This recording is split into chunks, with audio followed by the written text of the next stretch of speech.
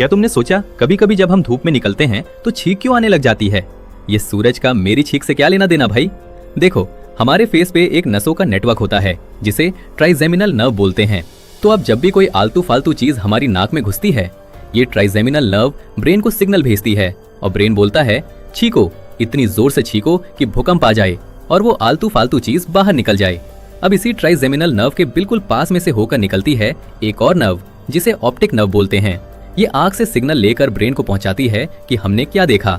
पर किसी किसी इंसान में ये ऑप्टिक नर्व बहुत सेंसिटिव होती है, तो जैसे ही वो एकदम से कोई ब्राइट लाइट देखते हैं, ऑप्टिक नर्व से कुछ सिग्नल ट्राइजेमिनल नर्व में चले जाते हैं और ब्रेन को लगता है नाक में कुछ घुस गया तो चीख